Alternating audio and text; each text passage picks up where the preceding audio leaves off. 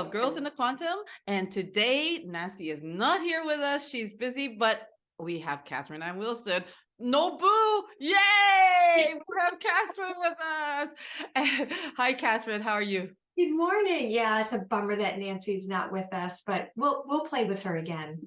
We will. But today I wanted to talk about how to switch our mind and be positive in moments that we have every excuse and every reason to be upset or sad or whatever else that brings us down. Catherine Ann Wilson is the founder of Stop Trafficking US, and she is one of the most popular people in the US who is really speaking up for the children.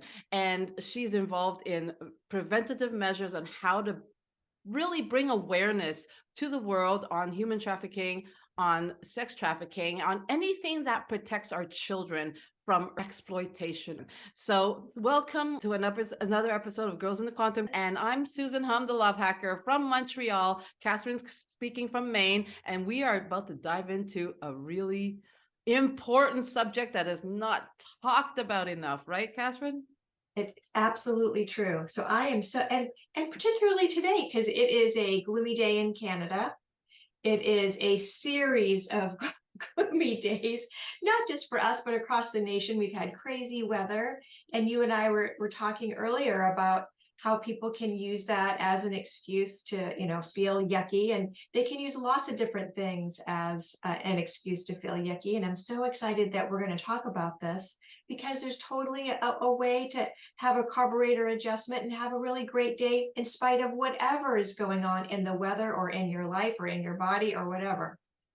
Well, Catherine, you and I talk about this a lot. And the one reason why we even chose this subject today, last minute, and I find that being really on the go and talking about what's top of mind and what's important to us at any given time without preparation is so important, because what we were talking about this morning about the weather, and there's nothing wrong with bad weather or rain. It's not bad or good, but I see it as icky because I love walking. I love being outdoors. I love seeing the sun. But at the same time, there's another way of looking at it. When I see the rain, I'm kind of happy too. Then it gives me no excuse but to really focus on what I need to do to get some deadlines done without feeling guilty that it's sunny.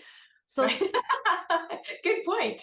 right. So I'm looking out there, it's like, I can't go out anyways. Okay, let's get things done rather than, oh, I feel guilty because I should be walking right now, I should be exercising. So I think it's really important that we really understand that the mindset behind being positive is not a forceful type of thing. It's more flowing into looking at different angles, and it's a skill. It's not something I think we're born all positive until we're made not by life, I, by I agree with you. I don't think that how we view things is primarily a DNA issue. Is there, is there a recipe for us? Absolutely. There's a little bit of karma and there's a there's a little bit, past life stuff. There's a little bit of what star and what year and what Chinese astrological sign and human design. Like there's all this stuff, which is interesting for us to know about ourselves. But how we view the world is not a DNA thing. It is a skill, and we can absolutely learn a different skill and learn another way. We can reprogram ourselves. And I don't think that people really understand that we absolutely can. Tony Robbins calls it incantations. I am going to be a powerful speaker. Early on, when we first began, he would go outside and yell incantations to change how his personality was then as a child growing up in a food insecure, abusive home environment with many different fathers, to being the man who helps billionaires and presidents and country leaders all over the place through incantation, through going out and just yelling, I'm going to change my state. I think that it is a skill and one that we can all do. I do it. I know you do it. we have to, otherwise we fall victim to everything outside of us. The world is not a perfect place. It could be only as perfect as we make it within ourselves. And Bob Proctor always talks about this. Your outside world is a reflection of your inner world. True. right? And there are so many reasons, and it's all a matter of choice, isn't it, Catherine? I mean, of all people in this world that I know, you are one person that has had to really work on this skill. I mean, I know that there's no comparative stores and everything, and we've talked about that in our last episode, but there really is something that you can really represent to this world, because if anybody had the choice between bad world and good world, boy, oh boy, honey, you did not have a choice. When we're children, we don't have a choice. We are born into situations, we are born into a life. And how we choose to navigate through that life that's thrown at us is a Mm. choice that we have to actively make throughout our life as adults, isn't it? It is, and I don't remember where I heard this, but it's so true. We as human beings, regardless of wherever you are on the planet, every human being all over the globe, and I've been watching a lot of Star Trek lately, so and beyond, and on our planet and beyond, you make up a story about everything. What friendships should look like, what a job should look like, what an intimate relationship should look like, how our feeling for animals should be, where we should live. We have a story of whether we live in the city or whether we live in the country or both, in your case, or, we have a story about everything. And where that story comes from, again, a little bit of the woo woo stuff and a little bit of the nature and nurture stuff. But we land on this story. And that story, we are going to make ourselves right about the core beliefs that we have accumulated from those stories. So we're going to have this core belief, and then we are going to create, and it could totally be, I mean, it's totally subconscious, but we're going to create life situations, life events. We're going to draw that into us. We're going to create that. We're going to use the power of the creative forces in the universe to make ourselves right about our beliefs about all of the things we have stories about, and the story that we have about ourselves. So when we can look back and say, where did this story come from? And there's some value to where the story came from. But a more interesting story is, how can I make the carburetor adjustments, the little things that are going to change the dial and create another kind of story about the kind of life that brings out my highest and best self. Maybe the stories that I've been creating has a life that doesn't turn me on. Like, I don't have the people, I don't have the money, I don't have the relationships, I don't have the body, I don't have the blah blah blah blah blah, whatever it is.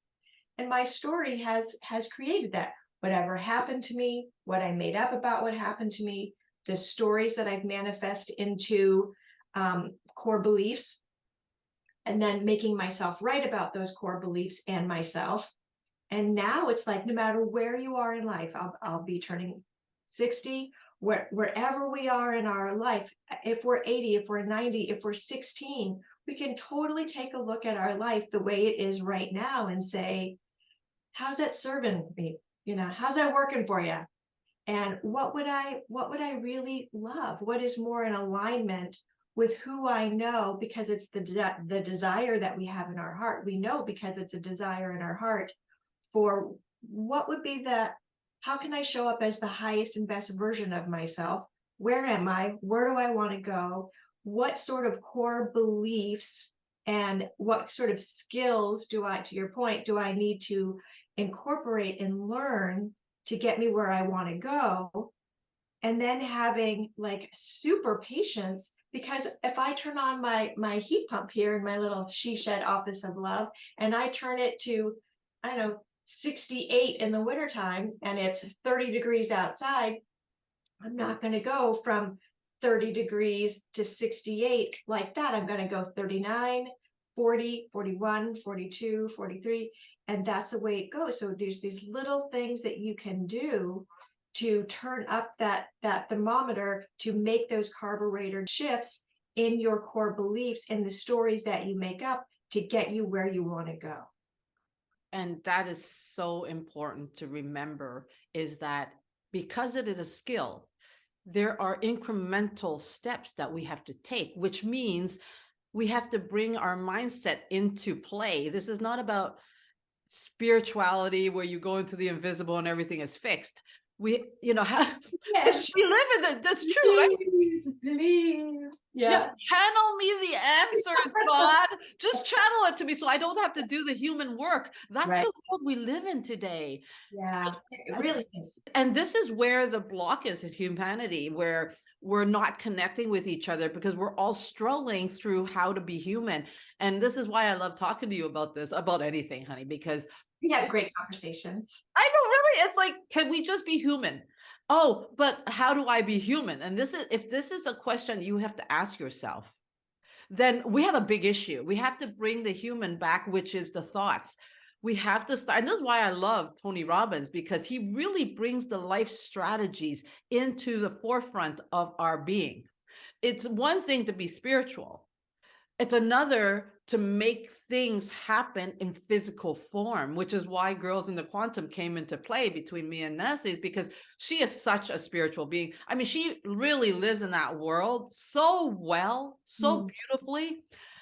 And I think that me being so ultra human, I am a humanoid. That's what I am. And I always joke around about this. It's true. I am a humanoid. What can I say? I've had to deal with the demon work, all the shadow work. That's all I've ever done was my own shadow work. And so I've had to be with people like you, like Nancy, who are from another source that's come here on this earth to shed that light. There we go. That's why you have a she shed of love, right? Is to shed that light to the world of what is. It doesn't matter whether it's wrong or right, but you're right. It's a skill. A skill is something that is a human thing. Right. It's something we have to learn.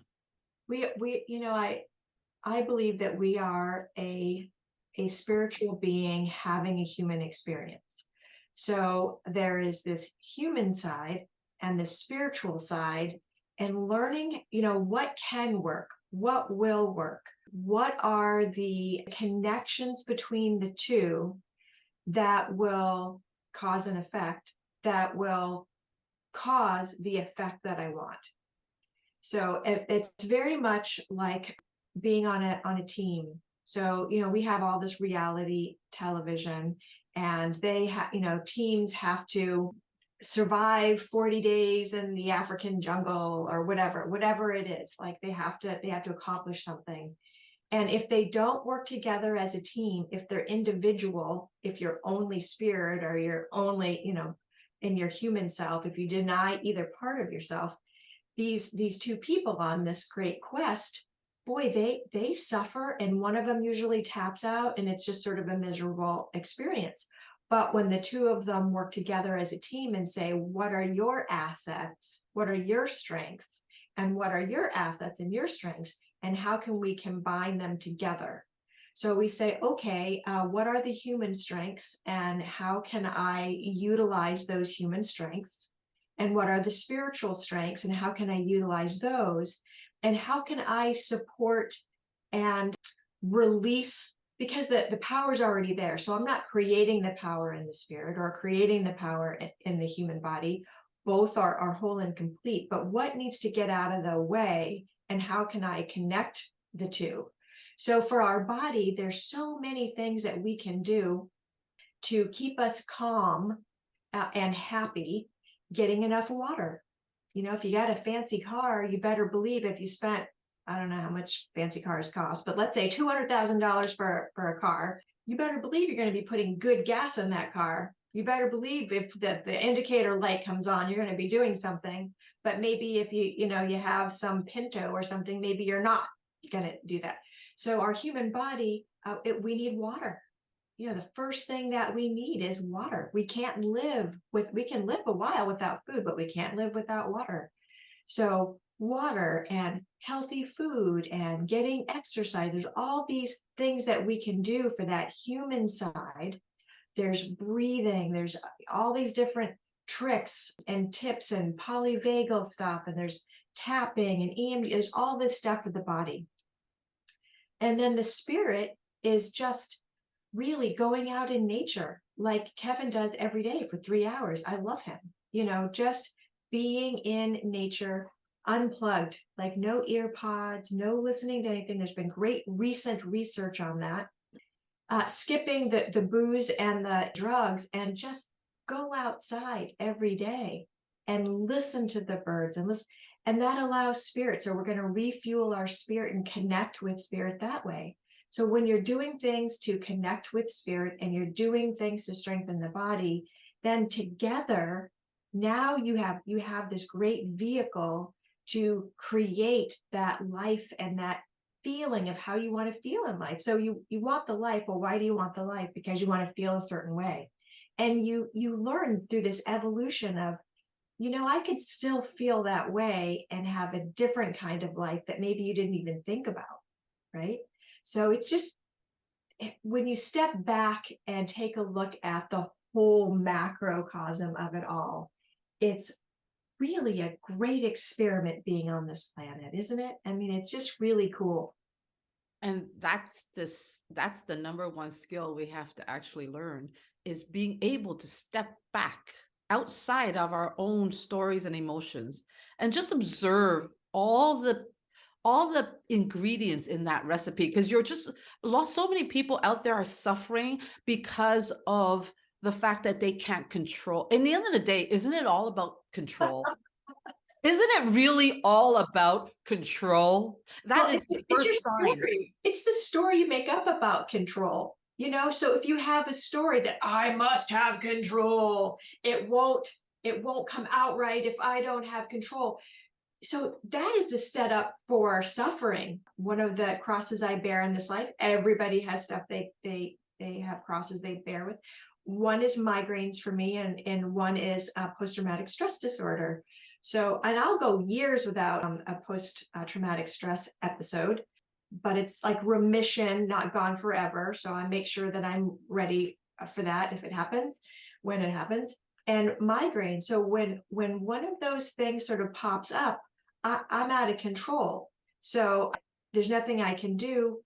I have the migraine. So now whatever I planned for the day stops, and now I have to deal with the migraine. And some people it's epilepsy, and some people it's blood sugar, or it's a prosthetic, or like everybody has something. And the way that we look at the things that take away our control will either empower us or cause us to suffer. Again, to your point, it is the story we make up. So if I make up, oh, darn it, I have another migraine, I'm not going to be able to da da da da da da da. What can I do? So that question, what can I do? What will work? Like you said about the rain. Oh, it's raining. I'm not going to get to go outside. What can I do? And Byron Katie has the question, when we learn to question those thoughts that cause us to suffer, we can find freedom. Absolutely. It is, in the end of the day, it is freedom. But what you just described, what freedom is. Freedom is how to be comfortable within discomfort. And here's another thing. I think I deal with a lot of clients coming at me with sometimes the funniest questions. They could be the funniest questions. It's like, how do I get rid of not being able to wake up early in the morning? How do I become better and wake up early in the morning like you? Like, how do you wake up at 5, 6 in the morning and you're still ready to rock and roll? By the way, between 5 and 9, you and I saved the world already once go around. People are still in bed. You and I have just saved the world and come back home. Like, Yeah. Yeah. At 3 o'clock in the afternoon, though, we're ready for that afternoon meditation. Cat nap. yeah, that. And like, I used to judge naps. Now I don't care. I used to see it as, oh, an old person thing, right? And so to me, once I learned how to just flow with the natural flow of who I am and whatever state I'm in, nothing becomes a discomfort for too long. Right. So when Without negatively judging it. So you're not beating yourself up about it. That's the deal. no, and this is the thing. I think I think we're in a world where we've gone so far from too much in our head to now going and thinking that the only way to recover is to go too much in the spiritual without and leaving the head 10 miles behind. And this is the way you described your strategies. We need our thoughts. The thoughts is a physical form. It's our humanness. The thoughts is our human side. There's nothing impure about our heart. It's pure. The Right. only thing, like you said, for me as a humanoid, how I look at the poor quality of gasoline that comes into our system is the thoughts. So I help people manage those thoughts, understand those thoughts first, and manage it, but not judge it. So many of us, we go through, it's part of the process of growth. We judge our thoughts, we judge ourselves, and then the thoughts become very toxic. So in the end of the day, it's all that internal Lord of the Rings movie that's going on inside of us. The orcs against the good people, right? Right. So if I was in a movie theater and there's a big screen and it's and the videographer is doing it like you are walking through the forest, you come up on whatever, you know what I mean? Like that's the view from the camera. So I'm watching that. I'm not really in that. I think that a really vital skill is being able for my soul, for lack of a better word, my spiritual self, watching and listening to my human self. So when I have the thought, wow, it's cold outside. Well, why am I thinking that thought it's cold outside? Or the negative narrator who's saying, judgmental, yucky things or whatever. That's not me. I'm listening to the human, right? I'm listening to the humanoid, right? I am listening, I'm watching. And who I really am is that watcher, is that listener. I'm not this humanoid on my iPhone. When I go to Facebook and I say beautiful periwinkle shirt like what you're wearing, next thing you know, and anybody who's on social media or uses Google knows this, for the next week I'm going to have ads for periwinkle shirts like crazy. Like every other thing on my phone is going to be periwinkle, right? That's the human being. The humanoid saw a danger, put in a danger, and said, men with mustaches, because I was raped by a man with a mustache, or I was beaten by, or somebody was mean to me who had, male. So now everywhere, whenever I see a man with with a mustache, my humanoid's going to be danger, danger, danger, right? Uh, but that's not reality. One person was the yucky guy, not everybody, but my humanoid has this programming. So our organic bodysuit is like is like artificial intelligence and is warning us and telling us stories and all that. When we learn how to, and meditation really helps with this, doing your spiritual work really helps with this, really we're able to see the difference, acknowledge the difference. Like there's this deeper wisdom, if you want to call it, or spirit or God or Holy Spirit or whatever, our soul self watching this human self. And from that place, we can sort of laugh at the humanness. We don't take it so seriously because we get that it's not our true self. It's just this crazy human being. My crazy human being has the migraines, but that's not who I am. That's my crazy, that's my humanoid. When you're able to separate the two, a whole nother level of evolvement, really, like that is when you're updated, and yet you have another evolutionary update. And all that evolution is just being able to see and feel who you really are at a higher place. You haven't changed, you still are who you are. That spiritual being is perfect. You're not when people say, I'm going to help you with soul growth, I'm like, my soul doesn't need to grow. Like, my soul is perfect, always has been perfect, always will be perfect. Nothing can make it not perfect. I've just gone to another level of who I already am when I'm able to separate the two. And I think that's why I can honestly say that the work that you and I have done throughout our life, it's purely how to become the most effective learner. I think people who are effective learners truly are happy people, Yeah. because that's the one thing I've seen. The greatest struggle, I've worked for years with clients on how to live a better life, how to live a more fulfilling life, how to achieve a purpose in life, and how to wake up in the mornings feeling better about yourself than not. And I think in the end of the day, everybody that I've worked with, I've had to teach them how to learn, how Yeah. to not judge themselves for having to learn and relearn and unlearn and everything that has to do with learning. Isn't that the truth? Yes. So wanting to learn, so we can all learn. So there's that. Everybody can learn. It is the want to. So the people who thrive are the people who are willing. So they can come to you and say, how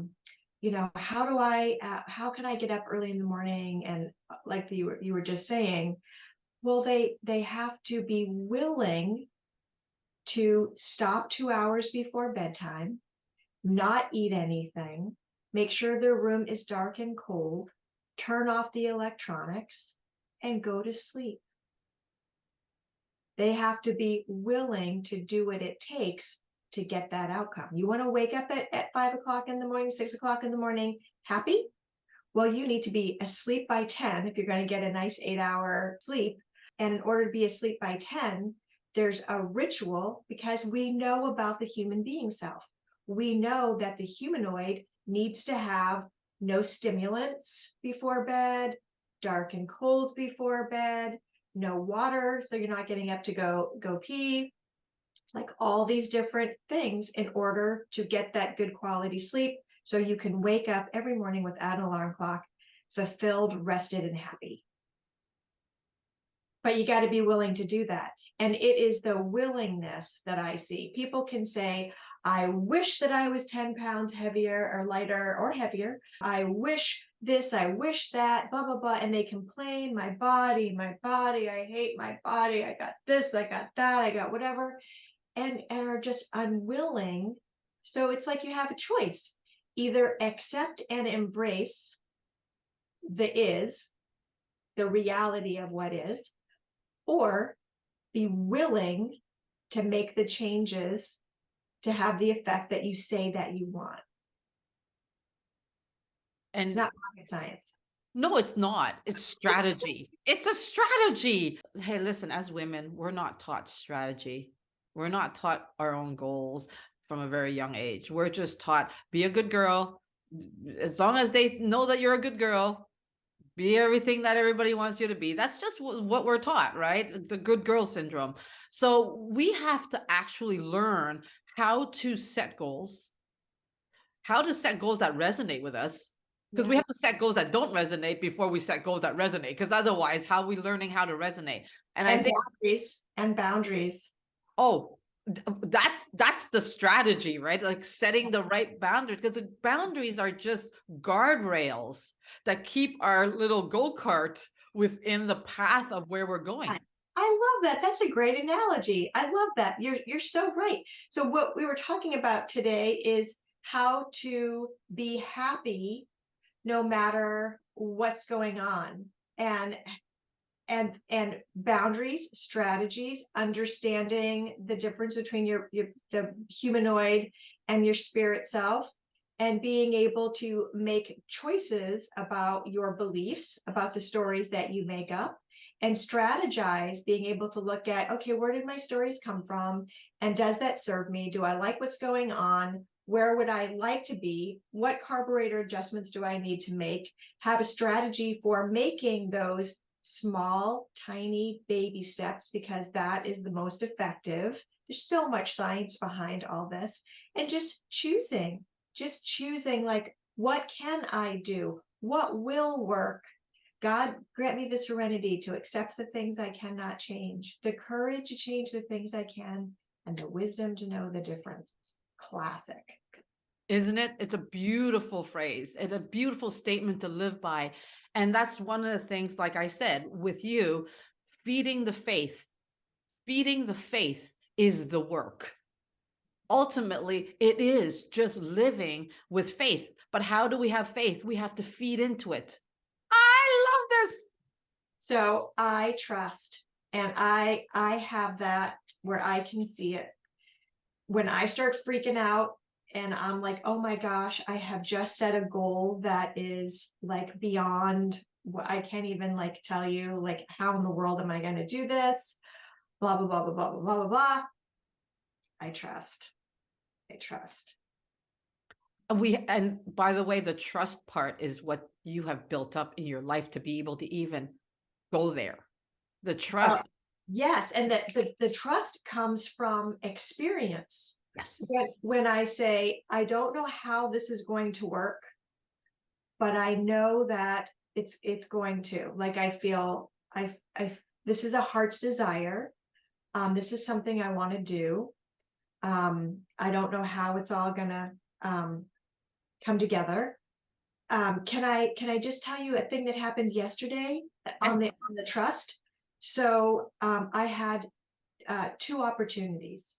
One was a school said, will you do what I did last fall for like 700 kids? And they were really like, went from 4 hours to, hey, can you change our lives in an hour and a half? And I'm like, wow, this just does not feel right. That's one thing. And then this other thing was Homeland Security saying, would you help us with vicarious trauma? So in law enforcement, they see these awful things and it affects their mind and their body. And then that comes out in dysfunction as individuals in their work and in their family lives. So would you help us with that? So I said, yeah, I'll do that. And that was green light, green light. So one positive. So the other side, I'm like stumbling, could not find the email from the lady. Like I wanted to respond and say, make it this other, well, can we try this? And could not find her email no matter what. This other side, I call and ask somebody from the district attorney's office, hey, would you let my contact at Homeland Security's boss know that I'm legit, so he just feels more comfortable with what I'm offering them for the conference. And the district attorney guy said, why would I write you a letter? How about if I MC it for you? Yay. And then yesterday I go to the University of New Hampshire's Crimes Against Children Research Lab. I'm on a committee on a project with them, and they were going to just update me and let me know what's going on. And I said, hey, I'm going to do this conference for law enforcement and Homeland Security and those law enforcement individuals who see the worst crimes against children. And they said, oh, did you know that we did this national research on police officers' mental health, and we have a checklist and we have all this data about what works? And by the way, it's not how many bad things they saw, it's how they take care of each other as a team, them being able to say this is hard or that's hard. Green, green, green. So when you follow your intuition and you notice, instead of pushing, trying to make something happen where there's a lot of resistance, and you put less energy there and more energy on what is naturally like flowing and green light, and like this one wonderful thing happens. And so the University of New Hampshire, this World Research Organization, is going to teach part of the conference, right? Like, so you don't know, but when you practice the things that we're talking about, when you practice those things and you pay attention and you even do a gratitude journal at night, like this cool thing happened, this cool thing happened, and you go to sleep with, wow, cool things happen. It builds your trust in your life and how your life is being guided. And the more times you acknowledge and recognize how your life is conspiring for you, then that trust really grows. And you can build that trust by paying attention, by writing it down. I trust. And that's a big word, by the way. This whole girls in the quantum, the whole objective here is to bring in emotional intelligence so that we can get closer to trust and faith. That's what it is. We need both the mind, the thinking mind, the human side, and the spiritual heart to come together for once to live the most graceful life with Yeah, integrity, with yeah. dignity. And as Regardless of what your religion is, or no religion, like it's not a religious thing. absolutely, It's just it's a spiritual, however that looks to you. absolutely. So the work that will never stop until the day we die is feeding our faith. And the moment we are not happy with something that doesn't go our way, we know there's work to do. Stop trying to create more work. Stop. It's true, right? Stop Yeah. at that moment when you are not happy about a result. Don't try to create another thing that needs another result. Right. Analyze and fix the current result, which is you're not happy with the result of something. Yeah. Why are you not happy? That's the key question. It's not, oh, why is this happening to me? Or what am I doing wrong? Or, oh, the classic one is, oh, you mean I have to do more work? That is the classic one. When I hear clients say that, I'm like, well, who died and made you God? I'm still doing the work. Yeah. I'm 54. I've been doing the work for 30 something years on actively doing the work. We've been doing the work since we were born, okay? But to actively do the work, I've been doing it for 30 years. Yes, it can be tiring, but it could also be inspiring. If you are able to switch your lens, your prescription lens on celebrating the good things and stop torturing yourself on the stuff that you cannot control. That's the work. It's the lens that you have on how you see the world. It's perceptions. It manages how you expect things. Expectations lead to disappointment. We have to understand all these. These are simple concepts, but ignored largely. And if we don't ignore them, we're fine.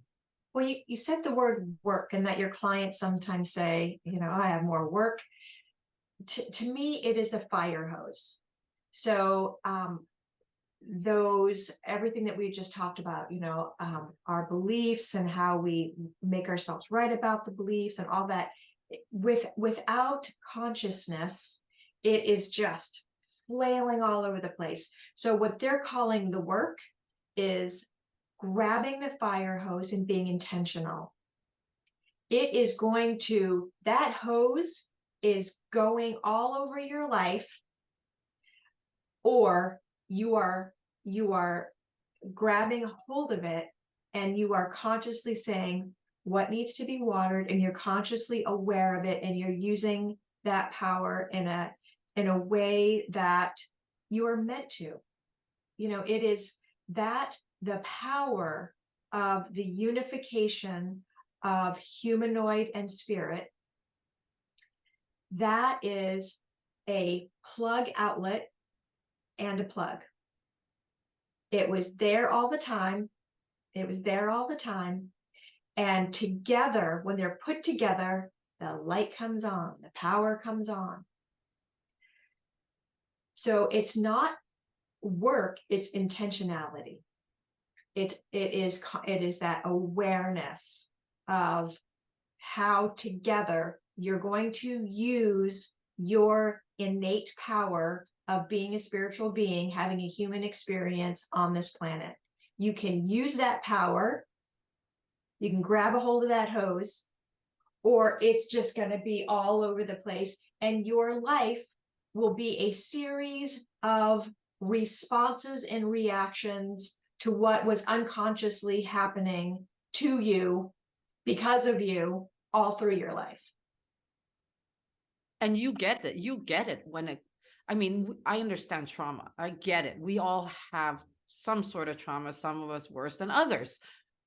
But in the end of the day, the work can start somewhere. It doesn't matter what we've gone through. It does matter because it affects everything that comes at us. But at what point and I'm sure you can speak to this, at what point do we just say, okay, I have trauma. I have some work to do. And today I'm going to start. It doesn't mean in 1 week it's going to be over. I have one client that has PTSD, well, quite a few of them, but only one of them really admit it now, which is incredible because, you would think that PTSD can be picked up early enough, especially within the first responders. I'm just incredulous on how many first responders go undetected without. They're not properly trained. That's all. They just didn't see it. And it might not be a rape or a beating or food insecurity or whatever. I have one woman whose mother insisted to be in the changing room with her whenever they would go shopping for clothes, and would look at her body. Her mother would look at her body in a way that my friend felt icky. She had an icky feeling, and and that stayed with her. So did the mother actually do any? It was how she was affected by what she made up by the way that her mother looked at her, and that really affected her later on. So women to women hugging or changing in the school locker room or was affected by that. So it doesn't really matter what happened. What matters is how you responded to that. Did your dad give you too much attention or not attention? Did you come from a divorced home? Was everybody in your family really high achievers and you not so much, nor did you really have the drive? And what did you make up that meant about you? Like there's all kinds of dynamics. And really you just return to, how is your life right now, no matter how old or young you are? Do you feel aligned with it? Does this feel like a groovy place for you? And if it doesn't, what part of it? What part do you want to keep? What part do you want to change? Are you willing? And it's okay to say, I'm 20 pounds overweight and I don't care. I like the food that I'm eating. So quit comparing yourself to the skinny women and wishing you could be that way, but not willing to accept it or change it. Accept it or change it. Absolutely. And the only way you can do it effectively is have a purpose to the work, because just doing the work is so demotivating. I'm just thinking about, if I were thinking about not having a purpose or a goal. A purpose is a goal, by the way. That's just if people are they're sort of mystified by this whole purpose driven thing. A purpose in the kindergarten form is a goal. Mhm. That's all it is. The higher purpose of why we're here on earth, well, it's a series of mini goals that you've achieved that resonates with you. That's all it is. Like, I think we've mystified this whole concept of purpose. But I had a client the other day, and she's going to be, no, I think she turned 60. Yeah, she turned 60 last year. Highly successful Oh, woman. that's so old. Isn't it? My gosh, I know. Jeez. But The great thing is I attract incredible women who are 60, but yet have such a childlike energy to them. They're such go-getters, and they're goal achieving, and they're just having fun doing it. And no matter how dark it is, they'll find a light to it so that they can keep going. And she said to me, she goes, okay, so because we're on our 4th contract now, literally. And it's been 2 years that I've been working with her. And she said, okay, we're on the next level now. We're on the next level. Now, can you help me with my mindset around toxic people, if I could just keep them away, right? Because it's taken us that long. And she's another one with PTSD on childhood sexual trauma that she's not even really aware, like working on that yet, but I'm not working on that with her, thank goodness, but highly successful. And I said, well, let's take it one step at a time. You're hiring me now to achieve a certain business goal. So as we're achieving that goal, the mindset that comes along that needs to be unblocked will be unblocked. Let's not create something on the side that doesn't need to be focused on. Believe me, we're going to get those monkeys and gorillas off of you as we're going towards our goal. We don't have to look for them to pluck them off of you. Right. right. So when I think about success, I think about, he said, when you are living where you want to live, with who you want to live, the way that you want to live, that's success. So maybe a middle income, single, with a bunch of rescue dogs or cats, and you get to eat out once a week, and you've got great friends, and that is the way you want to live. Or you don't want to own a house, you want to have a mini sprinter van, and you're traveling the world and you do blogs. Or for me, I always wanted to live on a lake in Maine. I wanted to be in the woods on a lake. So, like, what does success look like to you? Like, what is it that you want to live? So, you talk about purpose and you talk about goals. In reality, what do you want? And I love Dean Garazio's 7 Layers Deep YouTube. I just love that process. It's 45 minutes and it helps you get to your why, and I love that. And it doesn't have anything to do with money. And I think when people have success or have goals for success, it's because they want a certain outcome. And they want a certain outcome so that they can get happy. I will be happy when I'm no longer single, when I find the one. I'll be happy when I can fit into that dress that I want. I'll be happy when whatever. And what you and I are talking about today is being happy in the now, right now, In the smallest moments of the now. In in the the smallest moments of the now. And when you can be happy, wherever you go, there you are. And if you can be happy right in your own skin, right this moment, just being present, washing your dishes, you're driving the car. How many people are just like multitasking and they're road rage and they're not happy in the car? Turn off everything and turn on some music and sing. It lowers the cortisol. I was just reading a thing this morning about cortisol levels and singing. Your cortisol levels drop when you are singing some fun song that you really enjoy. you know um Learning to be happy, looking in the mirror. Mel Robbins has this whole high five thing that you start your morning with a high fiving the mirror. Love you, high five. Really just so many little micro places that add up when you can be happy in the now moment. I could not be more happier starting my day with my little dog here asleep beside me and talking to somebody. Like, the fact that I get to start my day and have a conversation with someone like you is just like, if this is the only thing that happened all day, if I like fell asleep the rest of the day or whatever, like, my day is complete because I have gotten to have this time with you. Oh, It just sets the time. Everything else is bonus. That's why that one guy says, start your day, that one military guy, start your day with making your bed in the morning. So you have that accomplishment. You did that accomplishment, or waking up, or whatever the little micro things are. Being happy in the now moment, because there are no guarantees. You and I are old enough now in our 50s. How many people have passed? I know. Right? Like, I was let's, just thinking that yesterday, actually, because an ex of mine died. I'm like, oh my God, my exes are starting to die. Like, what the heck?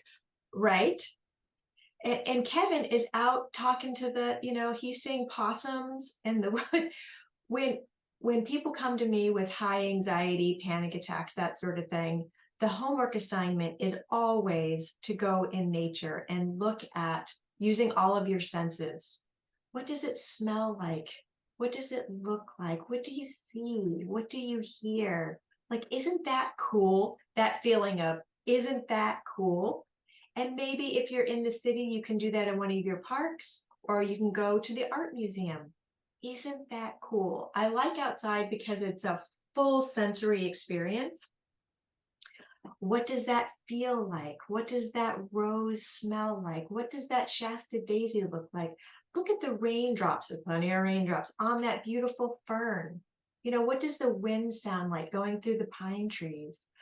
What kind of bird is that? My God, what a beautiful song that bird is singing. That lowers your cortisol.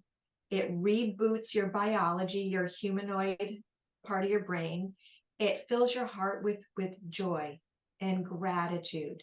If you can be grateful for what is free on the planet, then your level of appreciation and gratitude for your financial successes and the goals that you reach, uh, it just perpetuates that success and that joy, no matter what's going on around you. Yeah, everybody, take these pieces of advice. These are little micro steps, but micro steps are required to be able to achieve the bigger, harder things. And thank you, Catherine, for sharing your heart on this. It's so important that we share this message with everybody to stay positive in the most real way, not toxic positivity. And so thank you, everybody, for listening. Thank you, Catherine, for being here. It's always an honor. It's a great way for me to start my day. I love you. Thank you for inviting me. Nancy, we'll have you next time. Love you guys. Love everybody, and thanks again for watching today and listening today. And of course, if you have any comments, if you're watching on YouTube, plant those comments in on how you share your love to the world, how you stay positive. We don't all have the answers here. We want to open up dialogue. I want to take on some advice too, because I don't know I'm not Right. exactly Miss Joyful all day long. I'm so intense in my work. I have to actually build it in. But thank you, everybody, for listening and watching. And we'll see you on the next episode of Girls in the Quantum. Bye.